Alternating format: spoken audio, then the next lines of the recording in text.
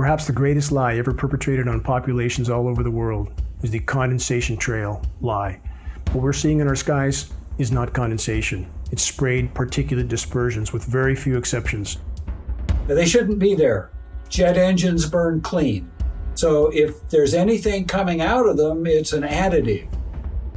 They're absolutely not contrails. Contrails do not linger, dissipate, and go into cloud coverage, period, in the report.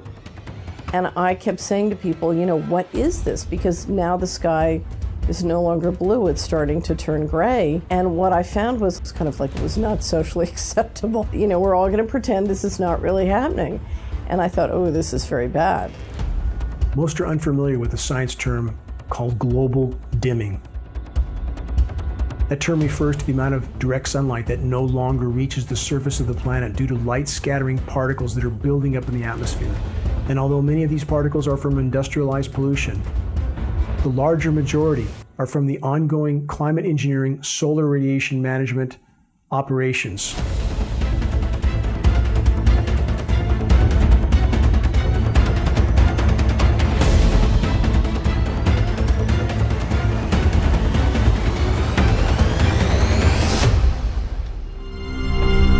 This engine, a high bypass turbofan jet engine, this is the engine that is on all military tankers and all commercial carriers, is in essence a jet-powered fan. 90% of the air that moves through this engine is non-combusted.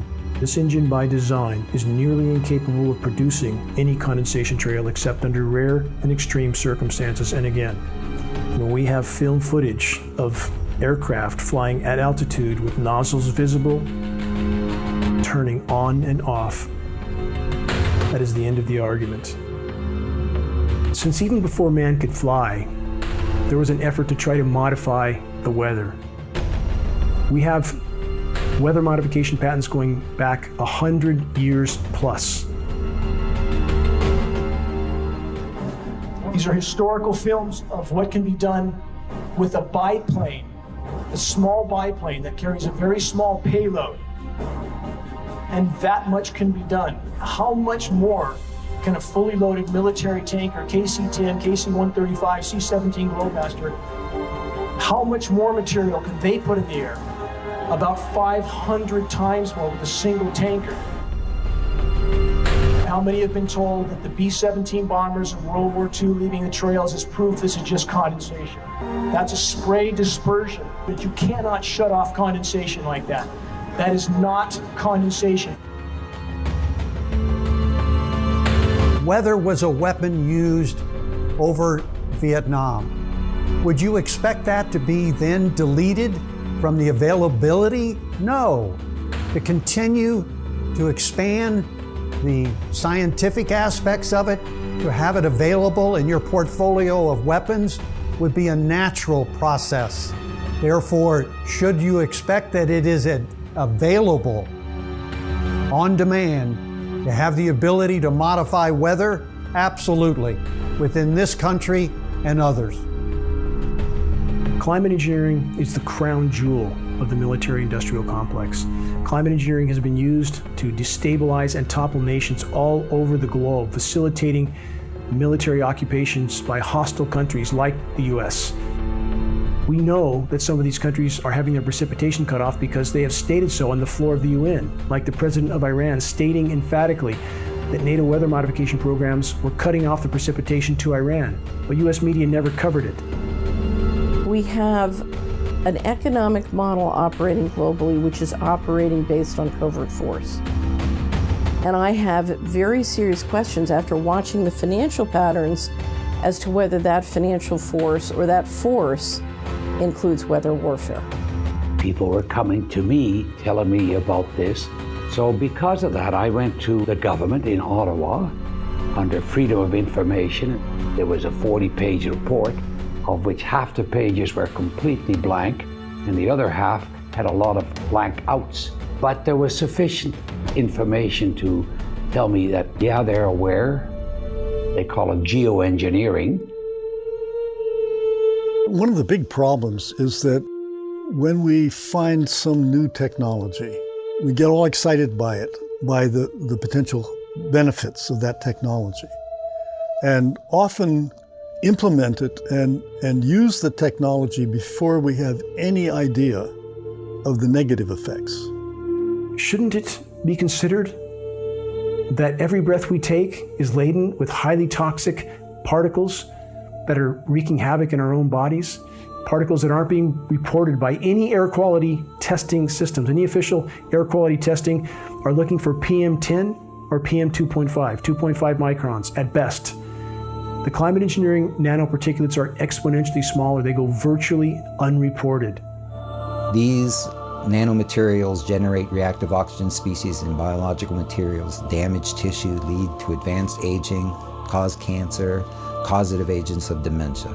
So, yeah, we might think that we're doing something positive for humanity to save our species, but we're also poisoning ourselves. Eventually, with the team that we formed at geoengineeringwatch.org, we were able to acquire a NOAA flying lab. We were able to test at altitude to confirm the elements that were showing up at the surface. Our intention was to do a point-to-point sampling mission. We could see these obvious patterns that were being laid out in the sky. We were really thankful for the opportunity to be able to get up to altitude. And on the return mission, we noticed that that cloud layer had descended. And we sampled below the cloud layer, we sampled through that confluent layer and above it. We found exactly the same elements listed in climate engineering patents, the same elements we found on countless surface tests of precipitation from all over the globe. Some of the smaller particles in here we're looking at on the order of about 450 nanometers long. But there's also smaller particles in there too. This particle seems to be high in aluminum. So look at that. Governments all over the globe and the entire climate science community are telling the population urgently that climate engineering operations, solar radiation management operations need to be immediately deployed to try to mitigate the warming of our planet, to try to preserve what's left of its life support systems. And yet when the public, those that are awake, try to bring to the attention of academia and elected officials that we see climate engineering already being conducted in our skies all over the globe. It's already been deployed. Lab tests prove it, film footage proves it, documents prove it. And yet we have the continued denial from the climate science community and official agencies telling us that we're not really seeing what we're seeing in the skies. They tell us if climate engineering were deployed, it would look exactly like what we're seeing in our skies, but then again, they tell us that we're not really seeing what we are actually seeing. The paradox is, the more the climate engineers spray the planet, destroy the ozone layer, disrupt the hydrological cycle, and increase the overall warming of the planet, the more they feel they have to ramp these programs up to try to mitigate some of the damage that these programs have done in the first place. That is the true definition of insanity.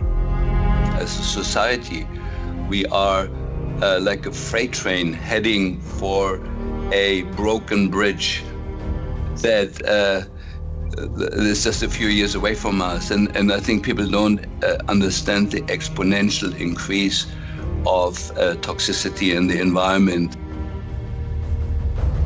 These operations should be considered the most insane endeavor ever deployed by the human race. These operations are systematically derailing all of Earth's life support systems in the attempt to blot out the sun. The myopic, short-term objective of trying to cool the planet while worsening the overall warming. The climate engineers, if these operations are allowed to continue, are pounding the nails into our collective coffins. From a scientific perspective, and what we know about nanomaterials and their effect on human health and the environment, this is a serious problem. And it really does warrant further scientific investigation. We need the answers to get to the bottom of this national security problem.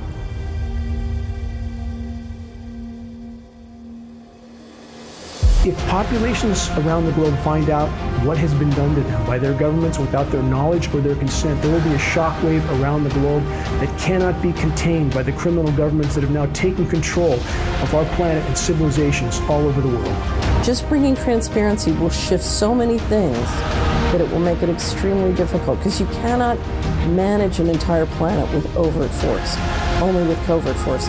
If we bring transparency to who it is in the covert force, it shifts everything. Look at your own health and you know what's going on.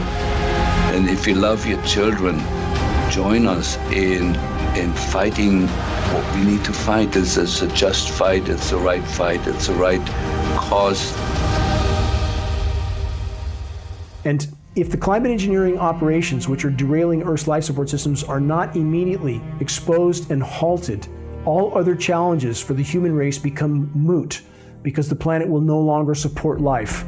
We are in completely uncharted territory. Virtually the entire web of life is being systematically contaminated and decimated by the ongoing climate engineering operations, on top of all other forms of human activity or anthropogenic activity that are wreaking havoc in the web of life. Climate engineering, mathematically, statistically speaking, is the single greatest and most immediate threat we collectively face, short of nuclear cataclysm.